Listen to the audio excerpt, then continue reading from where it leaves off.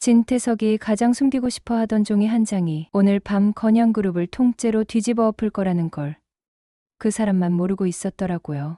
차정원은 그 종이를 손에 쥔 채로도 한동안 펼치지 못하고 있었는데요. 종이를 펼치는 순간부터는 다시는 차정원이라는 이름으로 숨을 곳이 없다는 걸 알았거든요. 그러면서도 묘하게 웃음이 났어요. 자신을 버린 한혜라, 아버지 차기범을 살인자로 만든 진태석, 그리고 주영채라는 이름을 되찾겠다고 악다구니를 쓰는 진짜 주영채까지.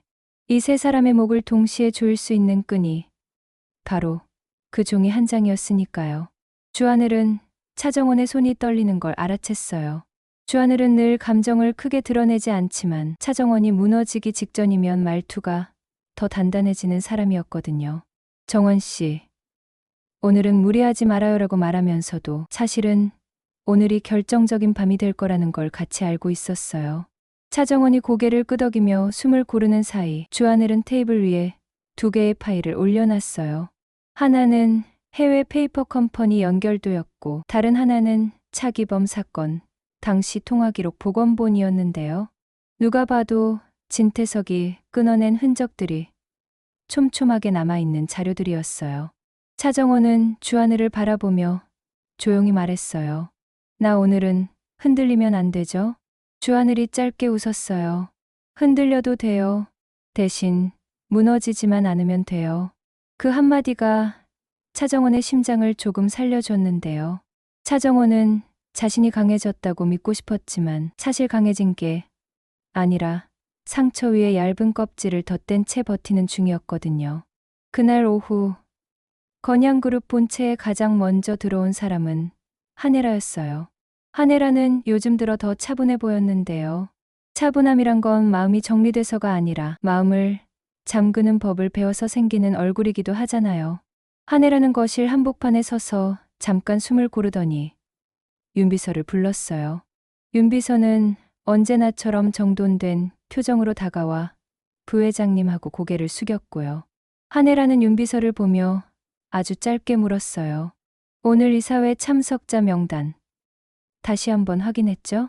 윤비서는 곧바로 답했어요. 네, 부회장님, 진태석 명예회장님, 진세훈 전무님, 진세미 상무님, 외부 사회이사 2분, 감사팀장, 그리고 디자인본부 쪽 보고는 안진아가 올 예정입니다. 안진아라는 이름이 나오자 한혜라는 눈을 아주 잠깐 좁혔어요. 안진아는 주영채의 신복처럼 움직이며 회사 내부 정보를 흘리던 사람이었고 한혜라도 그 사실을 모를 리가 없었거든요. 다만 한혜라는 지금 당장 안진아를 자를 수 없는 상황이라는 게 더 치욕이었어요. 누군가의 약점이 잡히면 자르는 게 아니라 붙들려 있는 거니까요. 그리고 진세훈이 들어왔어요. 진세훈은 예전보다 말수가 더 줄어 있었는데요. 차정원의 전남편이 되었고 현재는 주영채와 얽혀버린 채로 정원의 축출에 가장 가까운 칼이 되어 있는 사람이었잖아요. 그런데 요즘 진세훈은 칼이면서도 칼자루를 쥔 손이 불안해 보였어요. 누구든 진태석 밑에서 오래 버티다 보면 결국 자기 손이 아니라 남의 손처럼 움직이는 느낌을 받게 되거든요. 주영채는 진세훈보다 조금 늦게 도착했어요. 주영채는 늘 이긴 사람처럼 웃었는데요. 그 웃음이 가까이서 보면 이상하게 흔들렸어요. 진짜로 자신감이 넘쳐서 웃는 게 아니라 웃지 않으면 무너질까봐 웃는 얼굴이었거든요. 주영채는 한혜라를 보자마자 상냥한 척 목소리를 낮췄어요. 어머님, 오늘 이사회 끝나면 저도 이제 집안 사람이니까요. 제 자리도 정리해 주실 거죠? 한혜라는 주영채를 잠깐 바라보더니 자리는 내가 만드는 거야 라고만 말했어요. 그 말이 칭찬처럼 들릴 수도 있지만 사실은 난 널 지켜줄 생각 없어라는 선언에 가까웠어요. 진세미는 그 틈에서 조용히 움직였어요. 진세미는 철부지 막내로만 보이기 쉬운데 요즘은 예전보다 눈빛이 깊어져 있었어요. 진세미는 거실에 앉자마자 가방에서 작은 USB를 꺼내 손바닥으로 꼭 쥐었는데요. 그 USB 안에는 진태석에 숨겨둔 신탁 계약서 일부가 들어 있었어요. 진세미가 아버지 진태석 서재에서 찾아낸 거였고 그 문서에는 수십 개의 차명 계좌 관리인이 적혀 있었는데요. 그중 한 명의 이름이 이상하게 낯익었어요. 바로 홍 셰프의 거래처로 연결되는 이름이었거든요. 진세미는 그게 우연이 아니라고 느꼈어요. 건양가의 밥상에 드나드는 사람이 단순히 식당 주인이기만 할 리가 없다는 거죠. 문제는 진태석이었어요. 진태석은 늦게 들어오면서도 당당했어요. 늙어가는 권력자들이 흔히 그렇듯이 늙는 대신 더 오만해지는 얼굴이었거든요. 진태석은 한혜라에게 오늘따라 집이 조용하군이라고 말했고 한혜라는 조용해야 들릴 말이 있죠라고 응수했어요. 두 사람의 대화는 늘 친절한 말투로 시작하지만 그 속은 칼집 없이 칼날을 들이미는 느낌이었어요. 이사회는 예상보다 빨리 시작됐어요. 감사팀장이 자료를 펼치자마자 안진아가 보고를 이어받았는데요. 안진아는 디자인 파일 유출이라는 가벼운 주제로 오늘 뗐어요. 사람들 시선을 그쪽으로 돌려놓고 그 다음에 진짜 폭탄을 던질 셈이었죠. 주영채는 그걸 알고 있었고 진세호는 그걸 막을 방법이 없었어요. 진태석은 그 모든 걸 지켜보며 묘하게 여유 있었고요. 그때 거실 벽면 스크린이 갑자기 켜졌어요. 아무도 리모컨을 누르지 않았는데도요. 화면에는 짧은 문장이 떠 있었어요. 해외법인 7곳, 동일한 서명 1인, 그리고 그 아래에 한 사람 이름이 뜨더라고요. 황 실장, 진태석의 그림자 해결사, 모든 더러운 일을 대신 처리하던 사람. 그 순간 공기가 얼어붙었어요. 진태석이 처음으로 눈썹을 움직였어요. 아주 미세했지만 진태석 정도면 그게 당황이었어요. 윤비서는 바로 리모컨을 찾으며 전산 오류 같습니다라고 말했는데요. 그 말이 끝나기도 전에 화면이 넘어갔어요. 이번엔 통화 녹취 파형이 떠 있었어요. 그리고 음성이 흘러나왔는데요. 차기범은 끝내요. 사람들 눈에 살인자로 박아버리면 돼요. 목소리는 진태석이었어요. 완벽히 닮아 있었고 말끝까지요. 진세훈의 턱이 굳었어요. 주영채는 순간 숨을 들이켰고 한혜라는 오히려 눈을 감았다가 천천히 떴어요. 한혜라는 그 목소리를 들은 순간 오래전 자신이 스스로를 버리기 위해 버렸던 것들까지 한꺼번에 떠올랐거든요. 그리고 진태석은 아주 느리게 웃었어요. 누가 이런 장난을이라고 말하려는 순간 화면이 또 넘어갔어요. 이번에는 차기범 사건 당시 조작된 증거 목록이 떴어요. 그 목록 맨 아래엔 이렇게 적혀 있었어요. 목격자 박경신, 회유미 준패. 여기서부터는 시청자도 숨을 조금 멈추게 되는 구간인데요. 지금까지는 돈과 권력의 싸움처럼 보여도 이 순간부터는 누군가의 삶을 완전히 망가뜨린 범죄의 이름들이 정면으로 드러나기 시작하거든요. 만약 지금 이 이야기를 듣는 분이 그래도 진태석이 빠져나갈 구멍이 있지 않을까 싶다면 바로 그 구멍을 차정원이 어떻게 막는지까지 보셔야 해요. 여기서 뒤로 가면 진짜로 가장 잔인한 한 수를 놓치게 되거든요. 진태석은 갑자기 자리에서 일어났어요. 윤비서 하고 부르자 윤비서가 바로 움직였는데요. 그때 거실 문이 열렸어요. 주하늘이 들어왔고 차정원이 그 뒤를 따라 들어왔어요. 차정원은 단정한 얼굴이었지만 눈빛은 날카로웠어요. 누군가는 그 눈빛을 보고 복수에 취한 얼굴이라고 말할 수도 있는데요. 가까이서 보면 그건 취함이 아니라 무너질까봐 더 단단히 잠가버린 공포였어요. 진태석은 차정원을 보자마자 웃었어요. 돌아왔군. 내 집으로.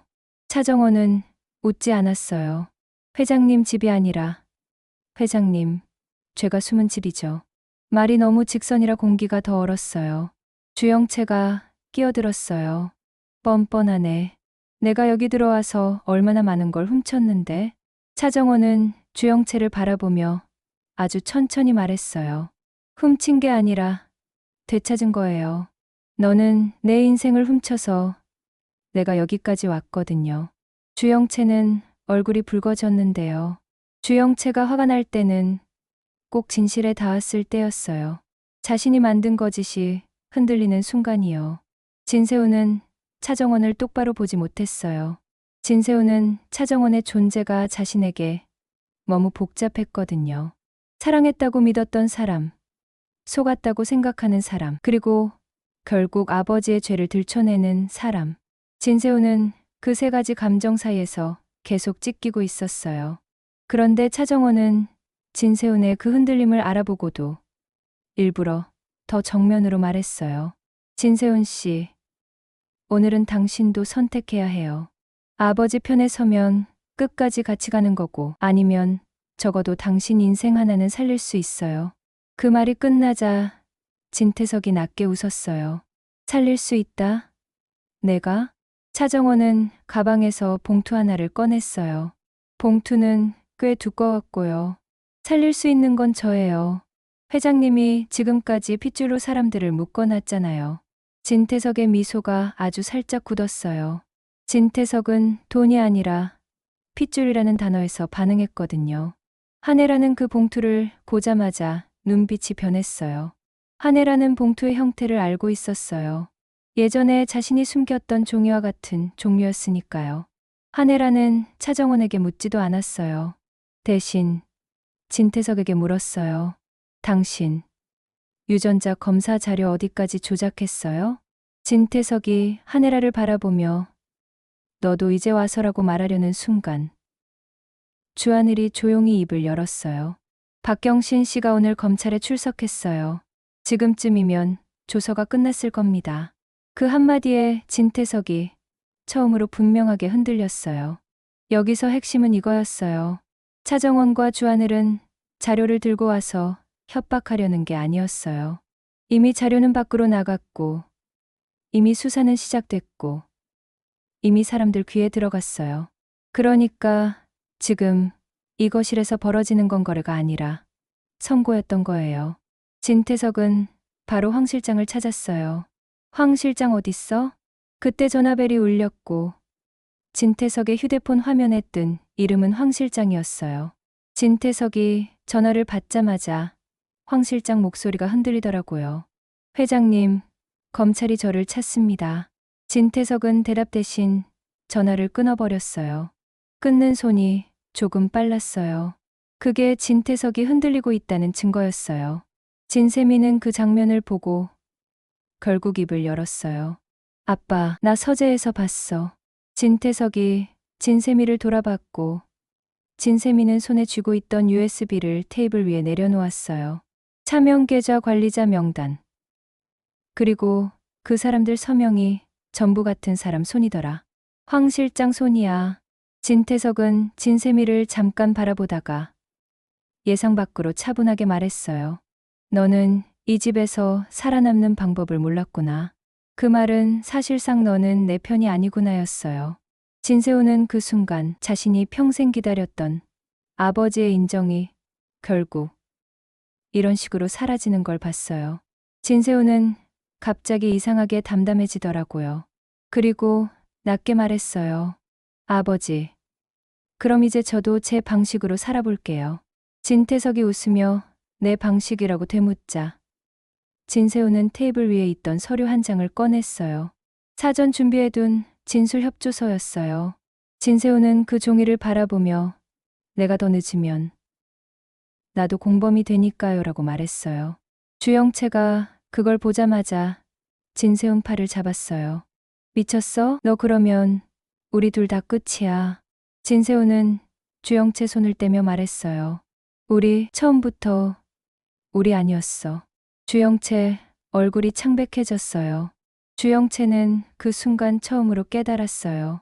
자기가 진세훈이라는 사람을 잡은 게 아니라 진세훈이 자기 옆에 묶여 있었을 뿐이라는 거려. 주영채는 여기서 마지막으로 거짓을 꺼내들려고 했어요. 나 임신했어. 그 말이 나오자 거실 공기가 잠깐 흔들렸는데요. 이건 충격이라기보다 너무 뻔한 연극을 다시 보는 피로감이 섞인 정적이었어요. 그리고 한혜라가 천천히 고개를 돌려 주영채를 바라봤어요. 한혜라 눈빛은 차갑게 식어 있었어요. 한혜라는 주영채에게 말했어요. 그 말 진짜면 병원부터 가. 거짓이면 넌 오늘 여기서 끝이야.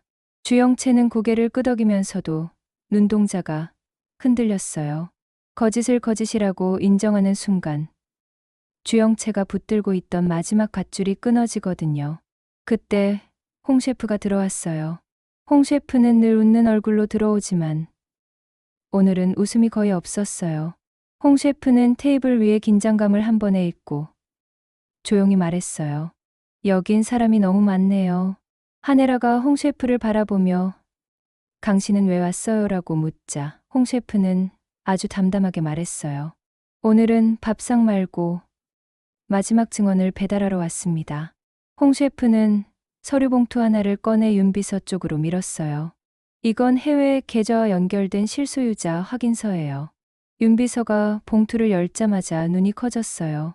그 서류 맨 위에는 실소유자 진태석이라는 이름이 찍혀 있었고 그 밑에는 한 줄이 더 있었어요. 대리 서명자 황 실장. 진태석은 그걸 보자마자 처음으로 언성을 높였어요. 홍 셰프, 너까지? 홍 셰프는 고개를 숙이지 않았어요. 회장님, 전 누구 편이 아니라 진실 편이었습니다. 그리고 진실은 항상 돈보다 늦게 오지만 한 번 오면 더 무겁더라고요. 차정원은 그 말을 듣고 아주 짧게 숨을 내쉬었어요. 그리고 봉투를 펼쳤어요. 모두가 기다리던 종이가 드러났는데요. 그건 유전자 검사 결과지였어요. 그런데 차정원은 그 결과지를 자랑처럼 내밀지 않았어요. 차정원은 오히려 결과지를 테이블 위에 내려놓고 하네라를 바라보며 말했어요. 어머님, 이 종이 당신이 제일 무서워하죠? 하네라가 대답하지 않자 차정원은 한 문장을 더 던졌어요. 당신이 저를 버렸던 이유, 여기 다 들어있어요. 진태석은 그 순간에도 빠져나갈 구멍을 찾으려 했어요. 진태석은 그건 조작할 수 있는 종이라고 말했는데요. 주하늘이 바로 받아쳤어요. 그래서 두 벌을 준비했죠. 당신이 보여준 결과, 그리고 우리가 확보한 진짜 결과. 진태석이 주하늘을 노려보며 어떻게라고 말하려는 순간 조미양에게서 메시지가 도착했어요. 조미양은 주하늘의 조력자로 움직이며 사건 전말의 일부를 알고 있는 사람이었는데요. 메시지 내용은 짧았어요. 검찰, 압수수색 영장 발부. 그 문장을 본 주하늘은 휴대폰을 테이블 위로 슬쩍 돌려 보여줬어요. 진태석 얼굴이 딱 굳더라고요. 진태석은 웃음을 유지하려고 했지만 웃음이 더 이상 입술에 걸리지 않았어요. 그때 하네라가 입을 열었어요. 하네라 목소리는 낮았는데 이상하게 거실 전체를 눌렀어요. 진태석, 당신은 늘 핏줄을 말했죠. 진태석이 하네라를 바라보자 하네라는 이어서 말했어요. 근데 당신이 믿는 핏줄 당신이 만든 이야기였잖아. 차정원은 그 순간 자신도 모르게 눈이 뜨거워졌어요. 하네라가 진실을 입 밖으로 꺼내는 장면은 차정원이 평생 상상만 했던 장면이었거든요. 하네라는 차정원을 바라봤어요. 아주 잠깐, 정말 아주 잠깐 눈빛이 흔들렸어요. 그 흔들림이 미안함인지 두려움인지 차정원도 정확히는 몰랐어요. 다만 확실한 건 하네라가 지금까지 살아온 방식도 결국 자기 자신을 속이는 방식이었다는 거예요. 하네라는 천천히 말했어요. 차정원은 내 딸이에요. 주영채가 거짓말이라고 소리쳤지만 하네라는 주영채를 보지도 않았어요. 하네라는 진태석을 향해 고개를 들었어요. 그리고 차정원은 당신 딸이 아니에요. 그 말이 떨어지는 순간 진태석 눈빛이 깨졌어요. 진태석은 세상을 자기 손으로 조립해온 사람인데요. 그 조립의 핵심 부품이 핏줄이었거든요. 그 핏줄이 부러지는 순간 진태석은 돈이 있어도 권력이 있어도 더 이상 자신을 정당화할 수가 없어요. 진태석은 잠깐 웃으려 했어요. 그럼 누구 딸인데? 차정원은 그 질문을 기다렸다는 듯이 조용히 말했어요. 그건 아직 회장님이 모르는 게 맞아요. 진태석이 차정원을 노려보자 차정원은 한 장을 더 꺼냈어요. 그건 출생기록 정정 관련 서류였는데요. 거기엔 기록 변경, 요청자 황 실장이라는 흔적이 남아 있었어요. 진태석은 그걸 보는 순간 자기보다 먼저 움직인 누군가가 있다는 걸 깨달았어요. 진태석은 평생 자신이 모든 판의 중심이라고 믿어왔잖아요. 그런데 황 실장조차 진태석을 위해서만 움직인 게 아니었다는 뜻이었어요. 그때 밖에서 소란이 들렸어요. 검찰 수사관들이 로비로 들어오는 소리가 났고요. 윤 비서가 창밖을 확인하더니 도착했습니다라고 말했어요. 진태석은 그제서야 이 집에서 회장님이 아니라 피해자가 되는 느낌을 알았어요. 사람은 자기가 만든 룰이 깨지는 순간 그제야 공포를 느끼더라고요. 진세훈은 조용히 서류에 서명했어요. 진세훈 손끝이 떨렸지만 눈빛은 이상하게 가벼워 보였어요. 나도 죄값 받을게요. 대신 더는 아버지의 죄를 대신 살진 않을게요. 그 말은 진세훈이 처음으로 자기 삶을 선택하는 말처럼 들렸어요. 주영채는 끝까지 버티려 했어요. 주영채는 한혜라에게 매달리며 어머님, 전 억울해요. 전 진짜 피해자예요라고 울부짖었는데요. 한혜라는 주영채를 바라보다가 한마디만 했어요.